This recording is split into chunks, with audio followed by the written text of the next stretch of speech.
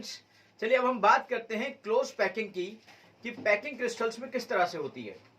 Close packing in crystals, close packing in crystals.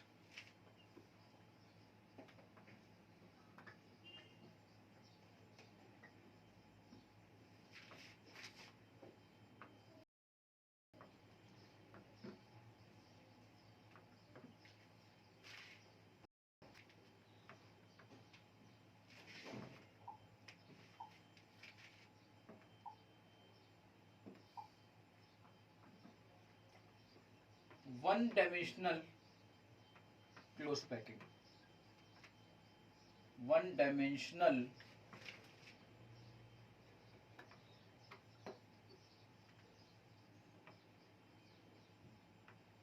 Close packing.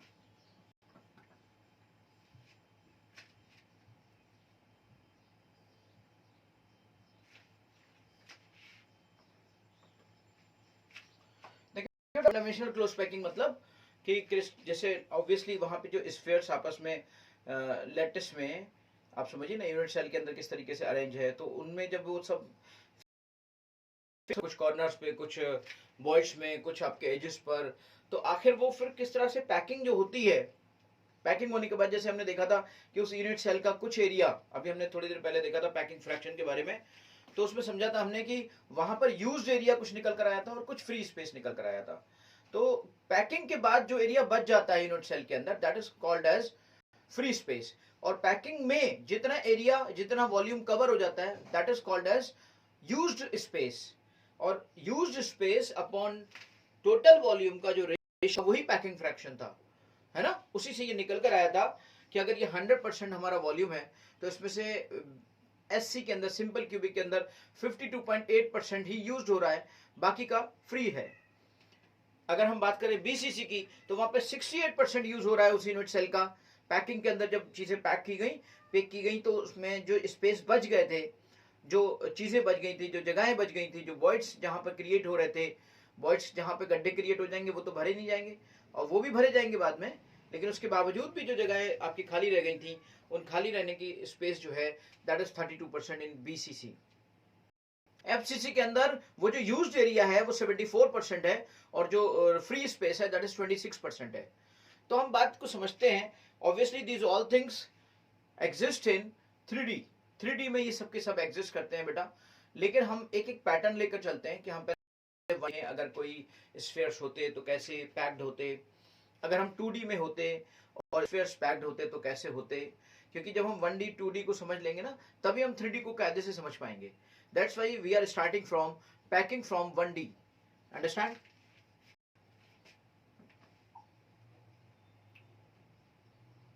Let's use smart draw. जैसे ये आपका देखिए, this is your, ये आपका है, इसके बगल में ये है, इसके बगल में ये है, इसके बगल में ये है, इसके बगल में ये है, इसके बगल में ये है, इसके बगल में ये है, इसके बगल में ये है। इस तरह से बेटा ये आपके स्फीयर्स अटैच होते चले गए। तो ये स्फीयर्स अटैच होते चले गए। अब से देखिएगा, this is in one direction, ये ऑब्वियसली एक ही डायरेक्शन में है, this whole thing is in one direction. अगर मैं बात करता यहाँ पे लाइन को सिलेक्ट कर लेता, और लाइन को सिलेक्ट करने के बाद if I am drawing a line, तो ये लाइन ऐसे आती, देखिए। तो ये 1D के अंदर है, 1D के अंदर ये चीज सिचुएशन आ रही है आपकी। और यहाँ पर if you are observing if you are observing, मान लीजिए इस पॉइंट को आपने ऑब्जर्व किया, तो इसको अगर आप देख रहे, इसकी जो नियरेस्ट नेबर है, नियरेस्ट नेबर यानी कि इसका जो कोऑर्डिनेशन नंबर है वो कितना होगा, 2। यहाँ पर जो इसका कोऑर्डिनेशन नंबर निकल कर आएगा, दैट विल बी 2। ऑब्वियसली इससे अटैच लोग हैं, 2 हैं कॉन्टिन्यूसली। तो 1 डायमेंशनल 1D क्लोज पैकिंग का, या 1D क्लोज पैकिंग का जो कोऑर्डिनेशन नंबर कोई आपसे पूछ ले, तो आप कहना उसका 2, कोऑर्डिनेशन नंबर इज 2। ओके, इस तरीके से बेटा now we are talking about 2D, 2 dimensional close packing.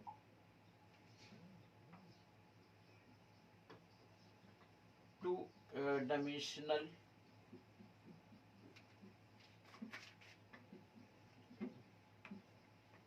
Close.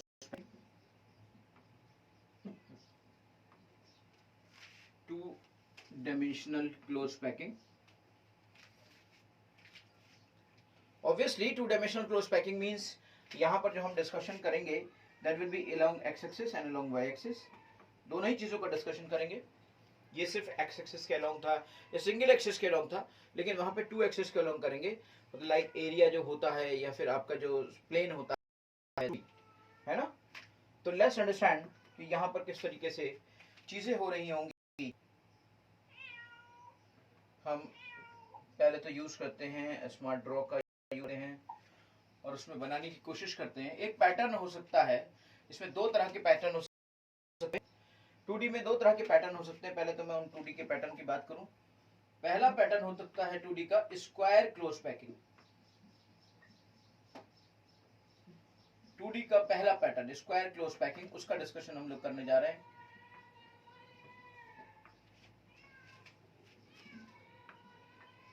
उसका डिस्कशन हम लोग करने जा रहे हैं.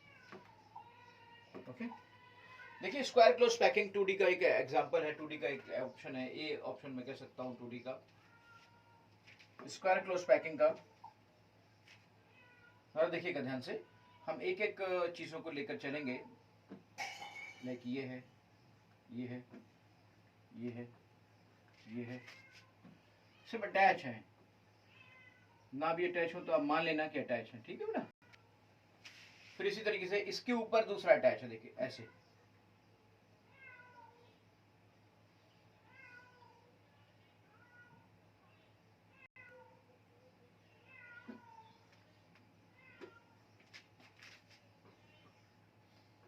छोटे बड़े जो भी बने आप ये मान लेना कि सब बराबर बन रहे हैं, क्योंकि थोड़ा सा हाथ से उतना ज्यादा बराबर नहीं बन पाते. So just think about it कि सब बराबर बन रहे हैं. ओके लेकिन बस इतना समझिए किसी स्फीयर में नहीं रखे जा रहे हैं, वो उस दूसरे के अटैचमेंट में आ रहे हैं. इस तरीके से आपको देखने को मिलेगा. ये आपकी स्क्वायर पैकिंग है. स्क्वायर पैकिंग में अगर आप ध्यान से देखें तो किसी एक जगह को भी आप ऑब्जर्व करें तो एक किसी भी एटम के अराउंड, मैं कहूंगा आपसे, मान लीजिए आपने इसको ले लिया. If you are taking this thing, okay, ये आपका मेन आपका पॉइंट आ गया. तो जरा ये मुझे बताइए कि इससे अटैच, डायरेक्टली अटैच कितने लोग हैं. ये है, ये है, ये है और ये है. ये डायरेक्टली अटैच इतने लोग हैं. तो डायरेक्टली अटैच इतने लोग हैं तो इसमें क्या होगा, इसमें ये होगा, ध्यान से देखिएगा.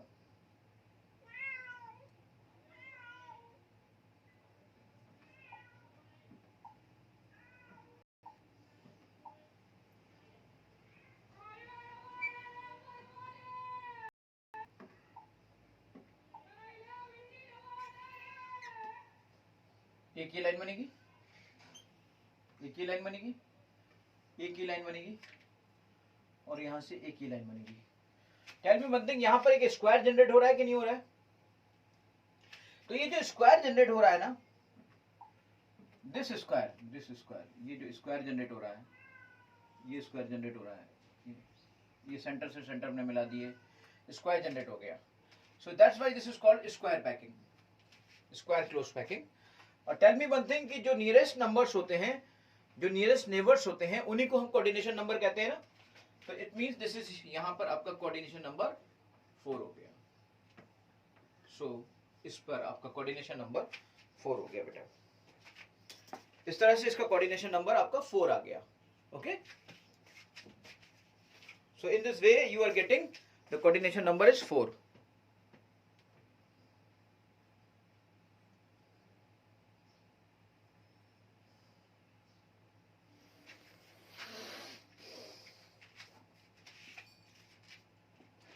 In this way the coordination number is 4. अब आप जरा समझिएगा, इस स्क्वायर क्लोज पैकिंग के बारे में हमने डिस्कशन किया. और स्क्वायर क्लोज पैकिंग में जो पैटर्न आपको दिखाई दे रहा है वो बेसिकली क्या पैटर्न दिखाई दे रहा है, अरेंजमेंट किस पैटर्न का दिखाई दे रहा है, जरा मुझे बताइए. अगर आप ध्यान से ऑब्जर्व करो तो आपको अरेंजमेंट किस पैटर्न का दिखाई दे रहा है. टेल मी वन थिंग, ऐसे नहीं दिखाई, जिस देखिए जैसा ये है वैसा ये है और वैसा ही ये है. कोई लेयर एक दूसरे से डिफरेंट है. तो जब कोई लेयर एक दूसरे से डिफरेंट नहीं है तो the arrangement of atoms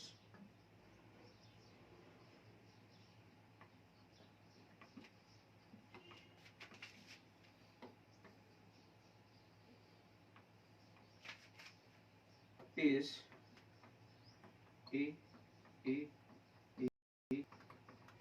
A type, A type. इस तरह से ये आपका ए टाइप का अरेंजमेंट हो गया। क्वेश्चन इस पर आता है कि अगर 2D पैकिंग है तो 2D पैकिंग में हमारा कितनी तरह पैकिंग हो सकती है, या इस टाइप का कोई आपको उन्होंने फिगर दे दिया और बोल दिया ये स्क्वायर क्लोज पैकिंग है या हेक्सागोनल क्लोज पैकिंग है। आपने कहा अगर कोऑर्डिनेशन नंबर 4 है इसका मतलब स्क्वायर क्लोज पैकिंग है, उसका टाइप क्या होगा, इस पर क्वेश्चन बन सकता है। ए टाइप होता है, इस तरह का क्वेश्चन बन सकता है। So number 2 thing is hexagonal close packing. Other thing is hexagonal close packing of type of 2D packing. Spheres किस तरीके से अरेंज है ये मायने रखता है।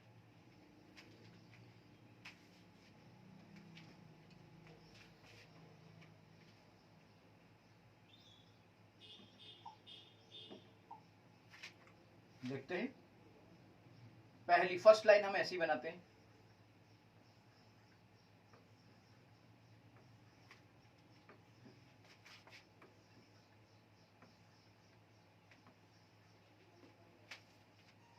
सेकेंड लाइन जो बनेगी ना, दैट विल, ये जो जैसे हमने अभी बनाया था तो इसी को टच करते हुए बनाया था और इस गड्ढों को छोड़ दिया था।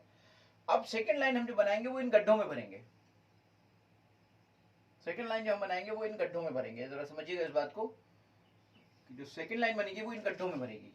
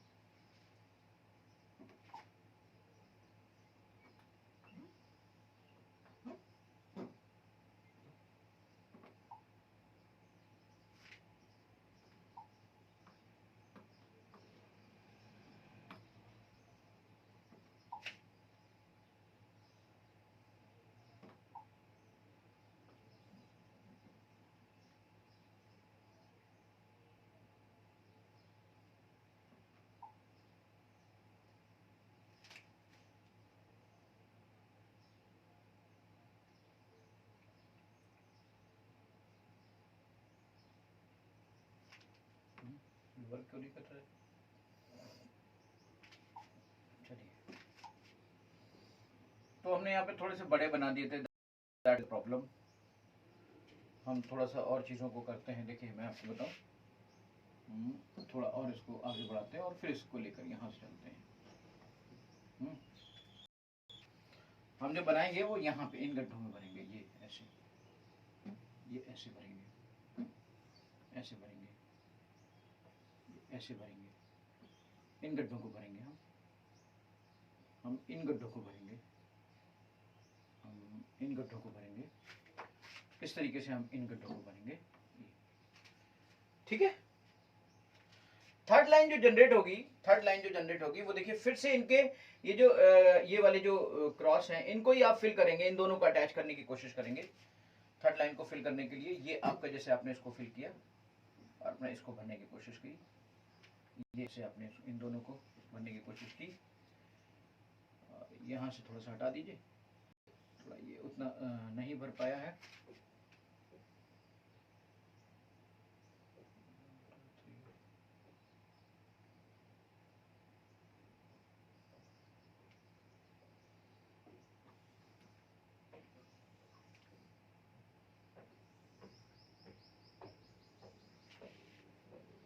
जरा आप ध्यान से देखिएगा इस चीज को, किसी एक चीज को देखिए। देखिए मैंने यहाँ पे जो बनाया है एग्जैक्ट जो यहाँ पे निकल के आना चाहिए था वो ये निकल के आना चाहिए। कोई एक ऐसा पकड़ लेते हैं हम जिसमें ये सब अटैच हो रहे हैं। तो अटैचमेंट में आपको बता देता हूँ कहाँ से कैसा होगा। ये थोड़ा सा बड़ा मैंने गोले बना दिए, गोले थोड़े छोटे बनने चाहिए थे। डिडक्ट कट क्यों नहीं हो रहा है? कट का मतलब क्या, यहाँ से होगा ये कट, राउंड स्नैप।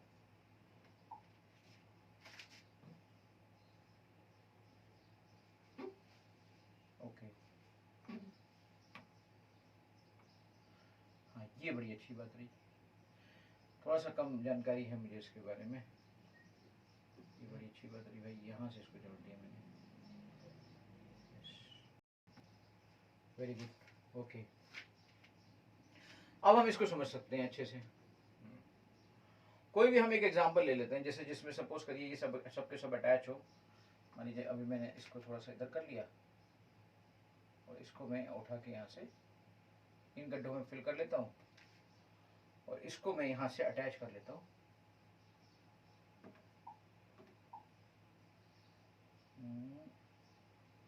ये कोई एक ऐसा मान लीजिए ये है, जैसे सपोज करिए।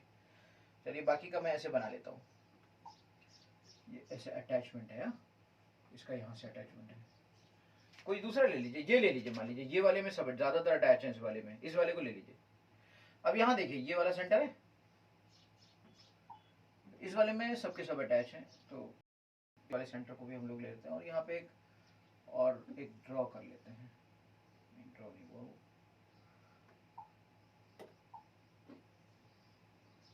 ठीक, चलिए वो हो गया वो। अब इसमें देखिए ये सेंटर है, ये सेंटर है, ये सेंटर है, ये सेंटर है, ये सेंटर है, ये सेंटर है। Now tell me one thing, इस एक कार्बन एक स्फीयर से कितने स्फीयर? 6 स्फीयर अटैच हैं। One carbon is attached with 6 spheres. इसको जरा थोड़ा सा इसको बनाने की कोशिश करता हूँ। If I am making a hexagonal, और मैं हेक्सागोनल का ही ले लेता हूँ सीधे सीधे, ठीक है, बिल्कुल सही से बनेगा हेक्सागोनल।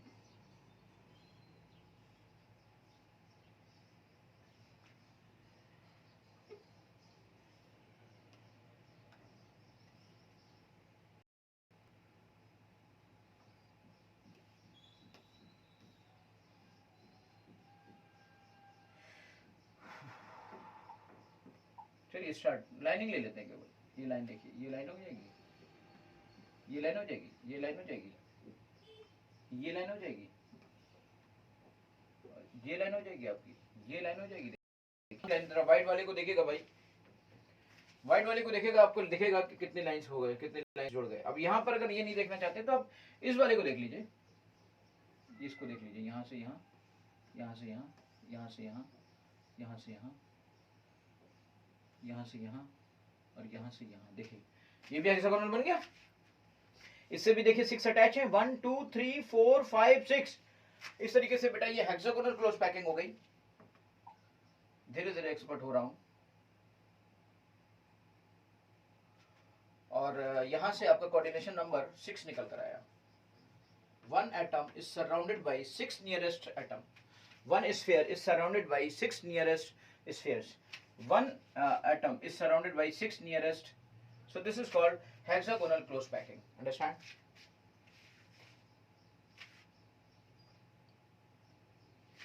टाइप क्या होगा?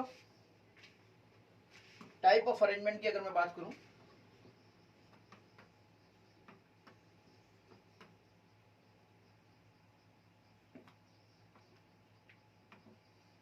तो टाइप ऑफ अरेंजमेंट होगा ए बी, ए, ये बी टाइप है दूसरा, और ये फिर ये टाइप वही पुराना आ गया। तो a B A B A B A B A B A b, यानी कि one layer, second layer, second layer के बाद थर्ड लेयर फिर से वैसी आ गई। सो दिस इज कॉल्ड आपका a B A B A b type, hexagonal close packing, a B A B A b type. Understand? पहले दूसरी ए बी सेम, फिर तीसरी ए बी सेम, फिर चौथी ए बी सेम, इस तरीके से a B A B A B A b. Now we are talking about 3D close packing. यही पैकिंग आपकी बेसिकली मिलती है। अब आपने देखा क्लोज पैकिंग,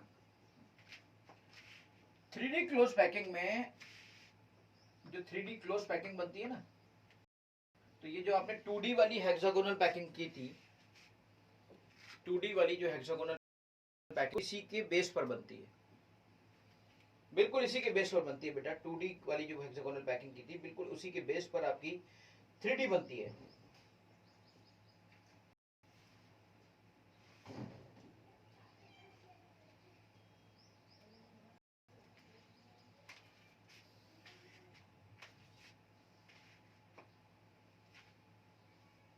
तो तो 3D पैकिंग में, अच्छा वहां इससे पहले जो कोऑर्डिनेशन नंबर था इसका कितना है?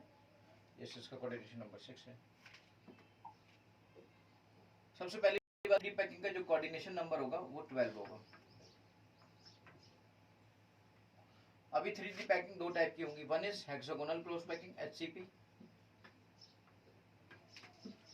And second one is CCP और FCC, cubical close packing, hexagonal close packing. सबसे पहले we are talking about hexagonal close packing, हम हेक्सागोनल क्लोज पैकिंग की बात करते हैं, उसके बाद हम लोग CCP या FCC की बात करेंगे। हेक्सागोनल क्लोज पैकिंग में एक लेयर तो आप बना ही चुके, एक लेयर अभी अभी आपने देखी थी। सेकेंड लेयर का क्या होगा? Second layer will place over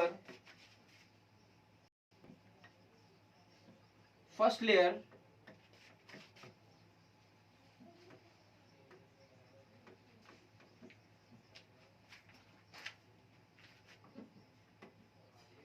in the depression of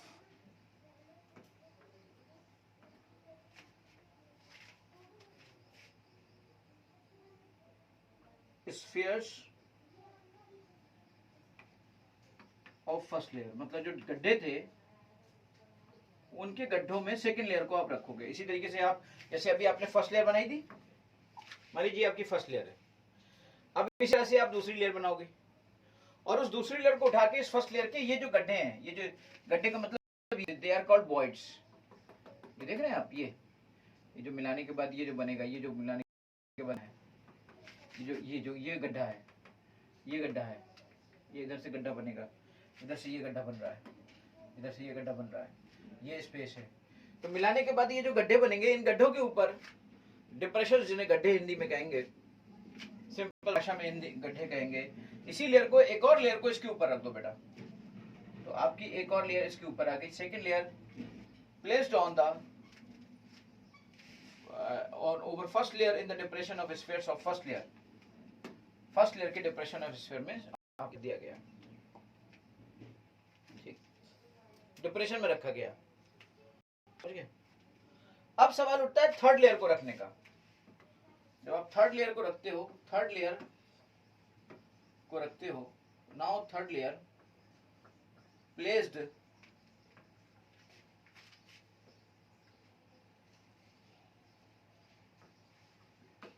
in the same way placed in the depression of second layer.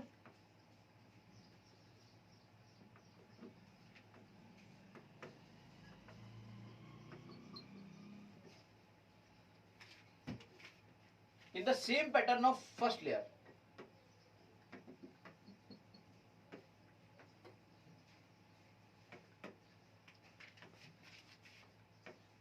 बेटा ये जो चैप्टर है ना, इसमें 3D का विजिबिलिटी बहुत है, तो इसको आपको साधारण आंखों से आपको नहीं दिखाई देगा, आपको मन की आंखों को जागृत करना पड़ेगा, आपके मन की करना पड़ेगा, अंदर के कॉन्शियस माइंड को डेवलप करना पड़ेगा, सोचना पड़ेगा कि अच्छा ये लेयर है, इसके ऊपर गड्ढों में डिप्रेशंस में दूसरी लेयर आ गई, फिर तीसरी लेयर भी डिप्रेशंस में आई, बट सेम पैटर्न पे आई जैसे फर्स्ट लेयर थी, but in the same pattern of first layer, but in the same pattern of first layer.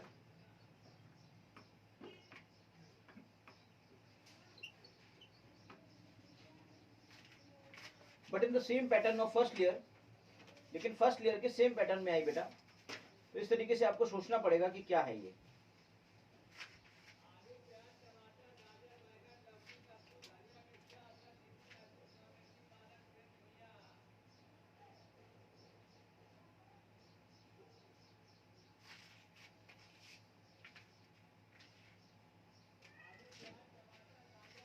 जैसे मान लीजिए वी आर टॉकिंग अबाउट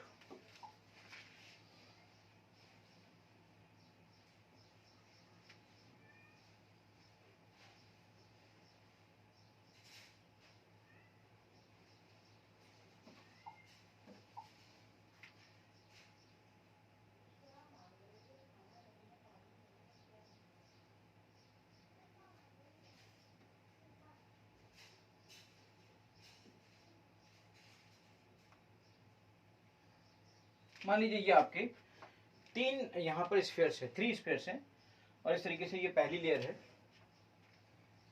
उसके बाद हम लोग सेकेंड लेयर की बात करेंगे। तो सेकेंड लेयर में इसके जो चारों तरफ ये आपका ये है, और ये 1 और ये 2 और ये 3 और ये 4 और ये 5 और ये 6, इसके 6 हैं। और थर्ड लेयर में फिर से आपके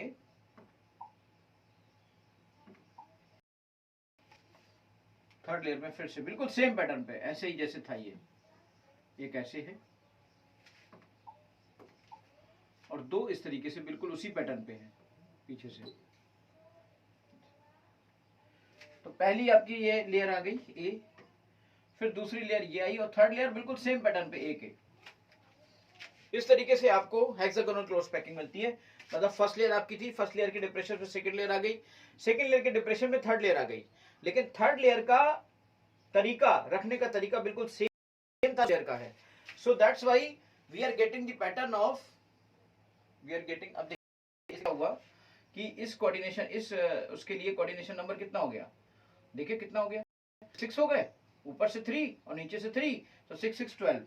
इसका मतलब यहां से हमारा कोऑर्डिनेशन नंबर निकल कर आया 12।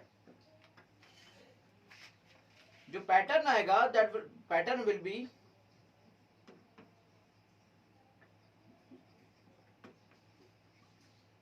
ए बी ए, एक बार ए बी ए, नहीं A B A, A B A, A B A, A B A, A B A, A B A, A B A, A B A, A B A, A B A, A B A, ऐसे आता चला गया। ये pattern यहाँ का होता है a B A B A, A B A, A B ए, एंड thus developed hexagonal close packing.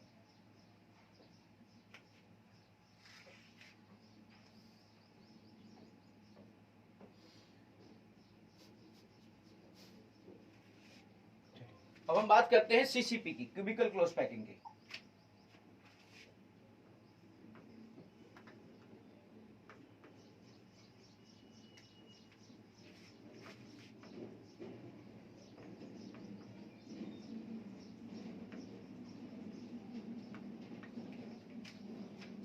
Close packing की बात करते हैं और क्यूबिकल क्लोज पैकिंग में इसको डेवलप करने की कोशिश करते हैं कि how it is developed in cubical close packing.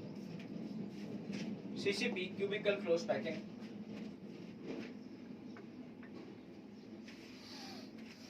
इसमें देखिए फर्स्ट लेयर वैसी होती है, फर्स्ट लेयर आपकी फर्स्ट लेयर कैसी होती है, फर्स्ट लेयर आपकी हेक्सागोनल क्लोज पैकिंग होती है।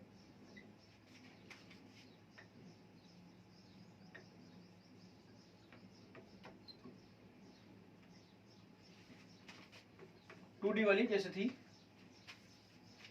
उसके बाद second layer in depression of first layer, उसके ऊपर रख दी जाती है।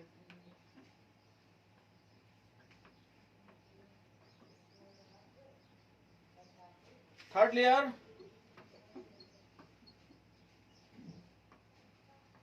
इन depression of second layer, but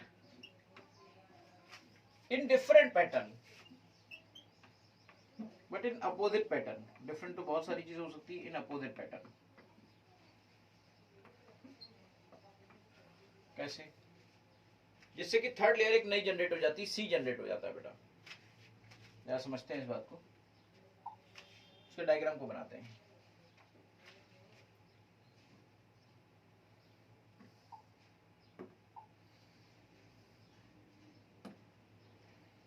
चलिए हम इसको जनरेट करते हैं, और इस तरीके से हम गोले होते हैं, लेकिन अब वो छुपा होगा पीछे तो उसको तो आधा ही दिखा पाएंगे ना। बस पॉइंट इरेजर कर दें,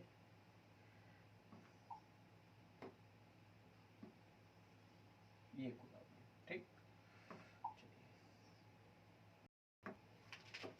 अब इसके बाद यहाँ पे हम एक गोला दिखाते हैं, फिर उसके चारों तरफ ये दूसरा, फिर तीसरा, फिर चौथा, फिर पांचवा और फिर छठा। 6 इसके चारों तरफ हो गए। छोटे बड़े पे ध्यान मत दीजिएगा, अब इसी पैटर्न पे अगर तुम कर दोगे तो ये HCP बन जाएगा, लेकिन इसमें डिफरेंट पैटर्न होता है। इसमें कैसा डिफरेंट पैटर्न होता है कि ये आपके दो ऐसे सामने सामने दिखाई देते हैं। थोड़ा सा मैं इनको दूर कर रहा हूं।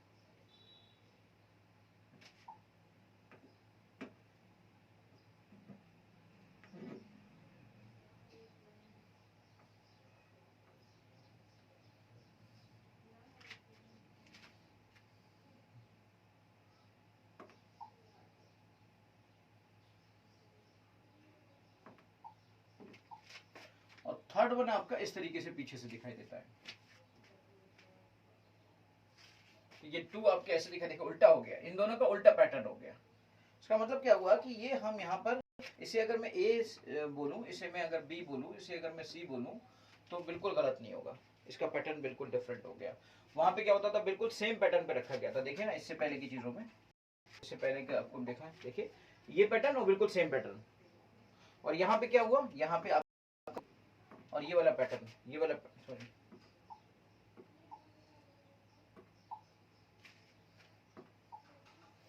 बिल्कुल डिफरेंट पैटर्न पे रखा गया बेटा।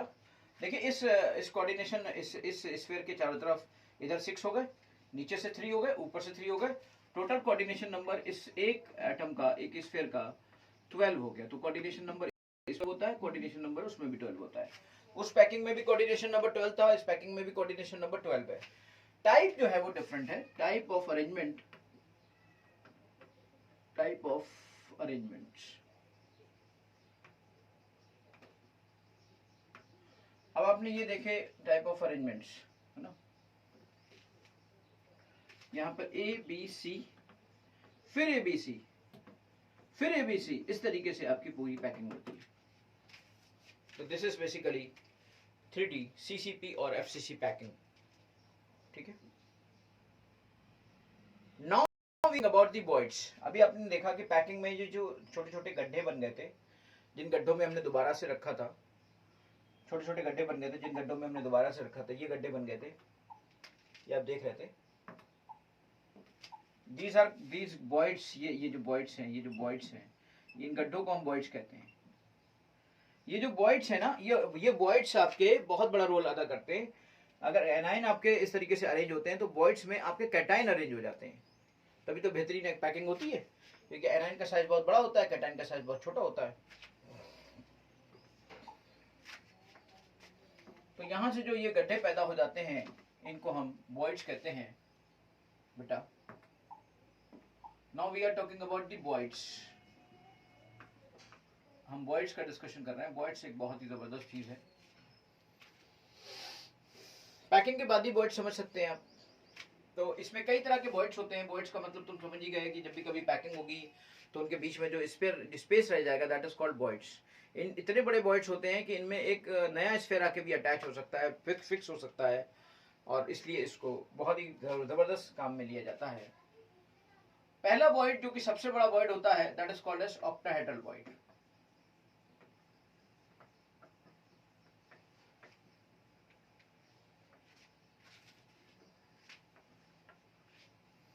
ये ऑक्टाहेड्रल वॉइड के बारे में हम बात करें तो जब भी कभी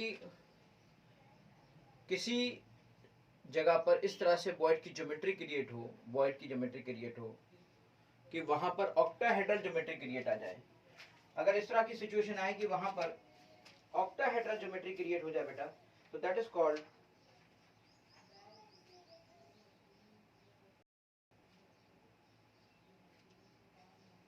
octahedral void.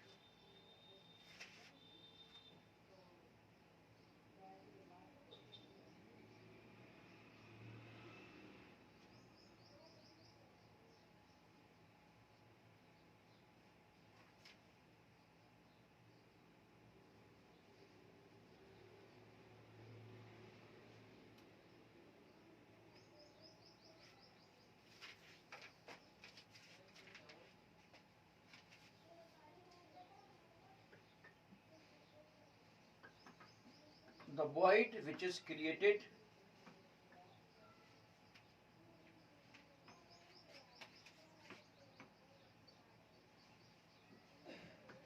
when 6 spheres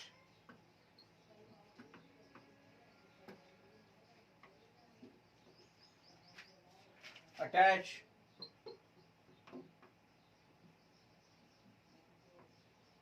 each other। जो आपका गड्ढा बनता है that void is called octahedral void। जब 6 स्फीयर्स अटैच होते हैं और उसके बीच में जो गड्ढा बनता है that is called as octahedral void। ये जो octahedral void होता है बेटा,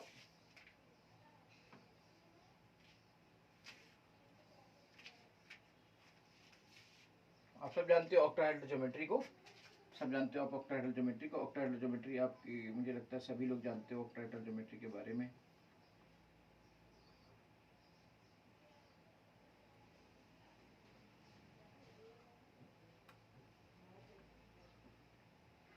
ऑक्टाहेड्रल ज्योमेट्री के बारे में सभी लोग जानते हैं। तो जो नंबर ऑफ ऑक्टाहेड्रल वॉइड्स होते हैं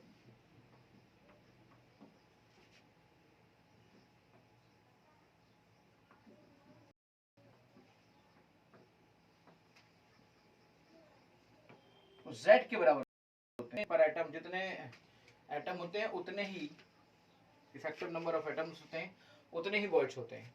number of octahedral voids Z के बराबर होते हैं बेटा।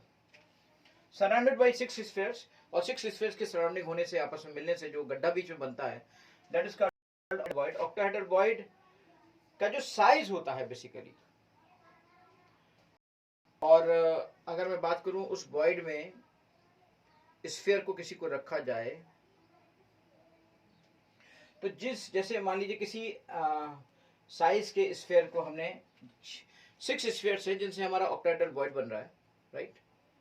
तो उन 6 स्फीयर्स का जो साइज है, उसका जो रेडियस है, वो साइज ऑफ द स्फीयर हो जाएगा, और उससे बनने वाले वॉइड का मतलब होगा साइज ऑफ द वॉइड।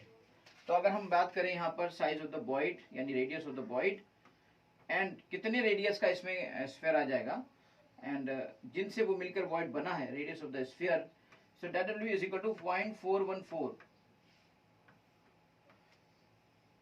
तो मैं कह सकता हूं यहां पर कि अगर कोई 1 एंगस्ट्रॉम के स्फीयर हैं और 6 स्फीयर्स आपस में मिलकर बनाते हैं, तो वहां पर जो बीच में गड्ढा बनेगा उसमें जो हमारा एक नया स्फीयर आके फिक्स हो सकता है, वो 0.414 एंगस्ट्रॉम का स्फीयर आकर वहां पर फिक्स हो सकता है।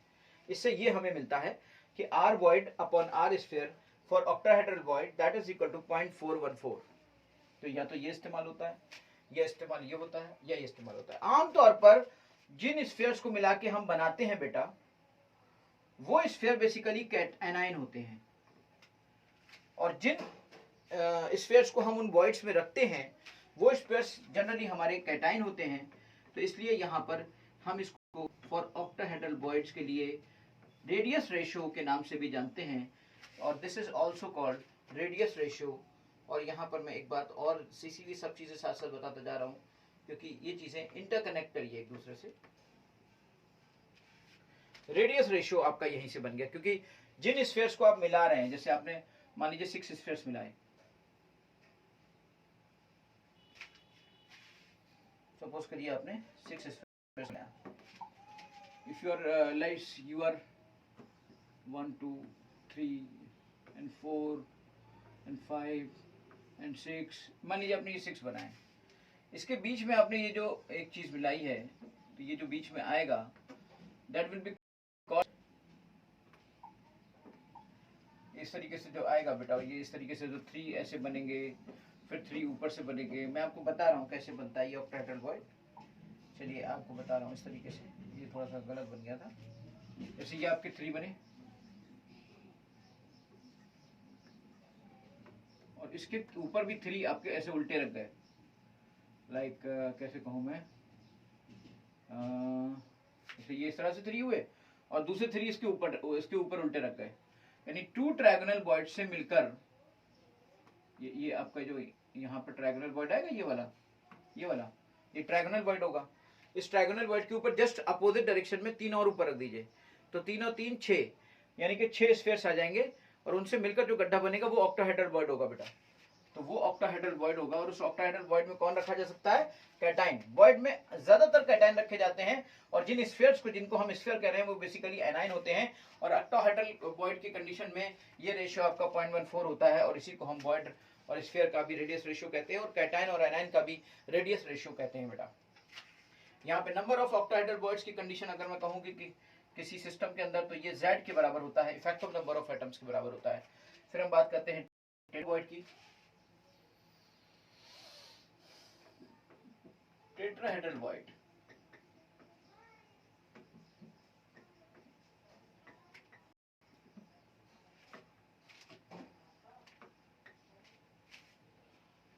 टेट्राहेड्रल बॉन्ड की अगर मैं बात करूं बेटा, तो जैसे ये आपका, मान लीजिए ये आपका बॉन्ड, ये आपका वो है, और ये आपका ऐसे गड्ढा है, और इसके ऊपर हमने एक और रख दिया।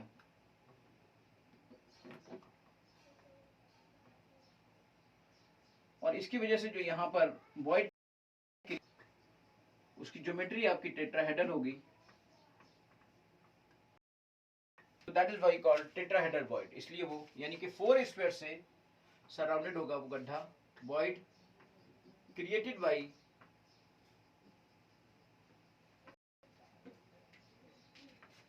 touching 4 spheres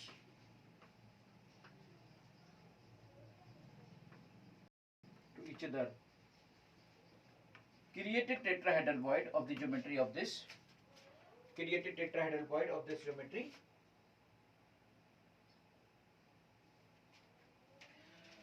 मान लीजिए आपका ये जो वॉइड है, तो ऑब्वियसली यहाँ का वॉइड, और इसकी मैं बात करूं तो वॉइड में यहाँ पे जो हम नंबर ऑफ टेट्राहेड्रल वॉइड्स की बात करते हैं वो कितने होंगे, number of tetrahedral voids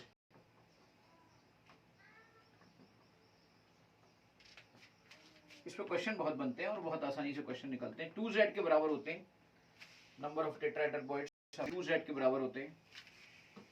tetrahedral voids के नंबर्स 2Z के बराबर होते हैं। Z is the effective number of atoms. यहाँ पर जो वॉइड है और वॉइड का जो साइज है, मान लीजिए वॉइड में कोई रेडियस का स्फीयर फिट होता है, कैटाइन फिक्स होता है, और जो स्फीयर जिनसे मिलकर ये टेट्राहेड्रल वॉइड बनता है, उन दोनों के रेशियो को देखा जाए तो वो 0.225 होता है। हम सब जानते हैं कि जो वॉइड में रखा जाता है वो कैटाइन रखा जाता है, और जो स्फीयर होते हैं जिनसे मिलकर ये वॉइड बनता है वो एनाइन होता है। तो ऑब्वियसली इसको हम रेडियस रेशियो के नाम से भी जानते हैं कि radius ratio for the tetrahedral R plus divided by R minus which is equal to 0.225. Okay, इसका इस्तेमाल होता है, इसका इस्तेमाल होता है, इसका इस्तेमाल होता है क्वेश्चन के अंदर हमारे। ये दोनों ही वॉइड्स बहुत ही महत्वपूर्ण है, इन्हीं दो वॉइड्स का सबसे ज्यादा यूज होता है। लेकिन कहीं पर अगर आपके सामने एक और वॉइड आ जाए कि मान लीजिए वॉइड तो तब भी बन रहा है ना जब ये 3 ऐसे कंबाइन हो रहे हैं, तभी तो ये वॉइड बन रहा है, तो ये बन जाता है आपका ट्रैग। ऐसे एक मिनट, ये दोनों अटैच हो गए, मैं थोड़ा सा स्मार्ट अपने ड्रॉ का यूज कर लूं। ये और ये देखिए, ये जो आपका यहाँ पे वॉइड क्रिएट हो रहा है, तो this void is also void, और कोई दूसरा नहीं रखा गया। अगर देखो एक स्फीयर अगर ऊपर रख दिया जाता तो टेट्राहेड्रल वॉइड बन जाता, और इसी की तरीके के 3 इसके ऊपर रख दिए जाते उल्टे करके तो ऑक्टाहेड्रल वॉइड बन जाता, और कोई ना रखा जाए तो ट्रायगोनल वॉइड बन जाएगा।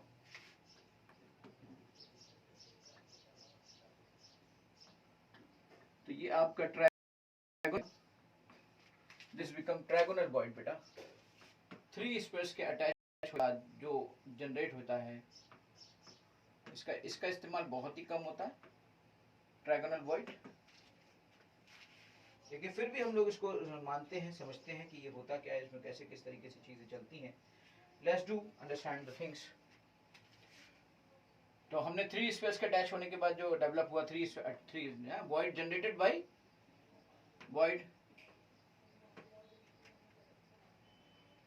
जनरेटेड बाय 3 स्पेयर्स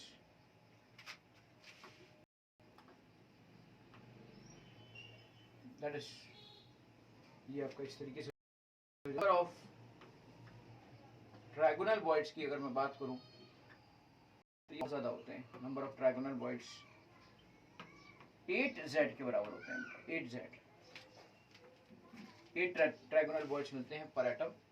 पर एटम का मतलब होता है Z, effective number of atoms.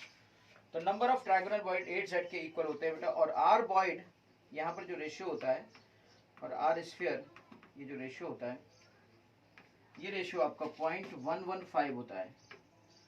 यहाँ से मैं कह सकता हूँ इसमें जो कैटाइन रखा जाएगा और जिन एनाइन से ये मिलके बनेगा उनका जो रेशियो होगा that will B 0.115. This is called radius ratio और इसको हम रेडियस रेशियो कहते हैं. This is called radius ratio, इसको हम रेडियस रेशियो कहते हैं.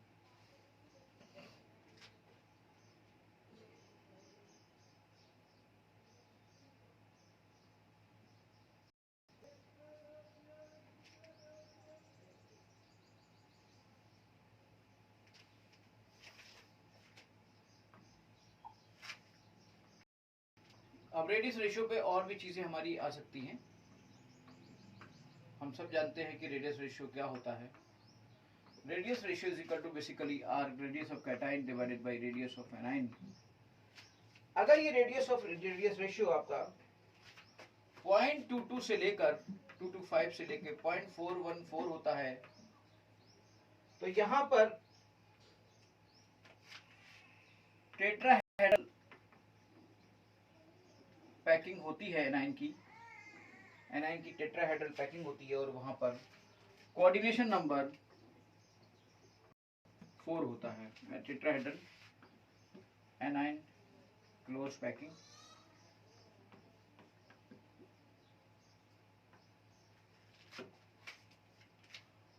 अगर रेडियस रेशियो आपका 0.44 से लेकर 0.414 से 0.732 तक होता है, तो यहाँ पर पैकिंग ऑक्टाहेड्रल उसमें होती है. Octahedral A9 packing. एनाइंस जो होते हैं ऑक्टाहेड्रल एनाइन पैकिंग में जाते हैं, एनाइन क्लोज पैकिंग में जाते हैं.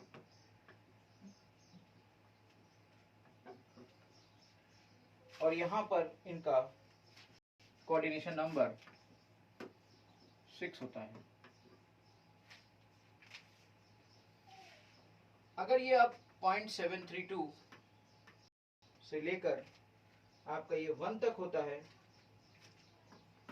तो बॉडी सेंटर क्लोज पैकिंग होती है. चलिए, बॉडी सेंटर क्लोज पैकिंग मैंने अभी आपको नहीं बताई. तो बॉडी सेंटर क्लोज पैकिंग होती है एनाइन की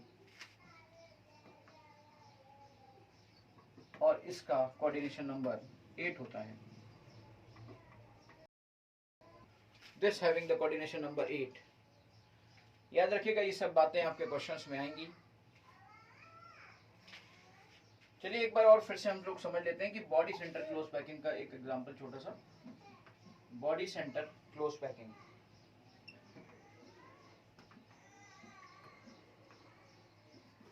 ये थोड़ी सी रहेगी. इसमें होता क्या है बेसिकली कि जैसे आप तो सब जानते ही हो कि बॉडी सेंटर का क्या मतलब होता है.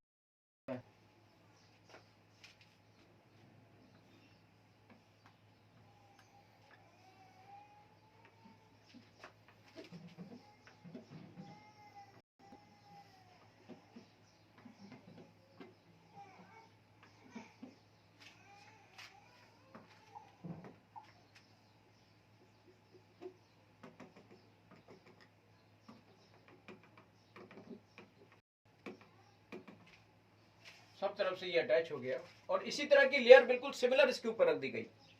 एक लेयर ऐसी बनी और उसी तरह की लेयर बिल्कुल सिमिलर इसकी तरह रख दी गई. बेटा, the sphere in the second layer are placed at the top of the hollow spheres in the first layer. मतलब आप इससे पहले क्या कर रहे थे कि सब में आप डिप्रेशंस के अंदर रख रहे थे, उनके गड्ढों के अंदर रख रहे थे, पर उसके जस्ट टॉप पे रख दीजिए आप. मतलब गड्ढों में मत रखिए आप को, फर्स्ट लेयर के गड्ढों में मत रखिए. Second layer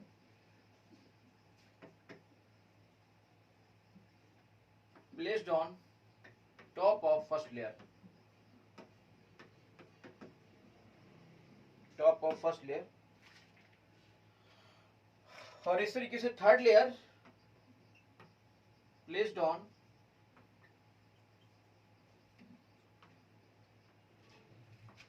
top of second layer. That is called body centre close packing. बेटा, इसको हम बॉडी सेंटर क्लोज पैकिंग कहते हैं. तो अभी तक हमने डिस्कस क्या क्या कर लिया. अभी तक हमने डिस्कस कर लिया, सारी पैकिंग डिस्कस कर ली. हमने बॉयड्स का डिस्कशन कर लिया, हमने रेडियस रेशियो का डिस्कशन कर लिया, कॉन्सेप्ट का डिस्कशन कर लिया, पैकिंग फ्रैक्शन का डिस्कशन कर लिया, पैकिंग एफिशिएंसी का डिस्कशन कर लिया. अब हम इस पर बेस्ड कुछ क्वेश्चंस का करेंगे discussion in the next lecture. Thank you.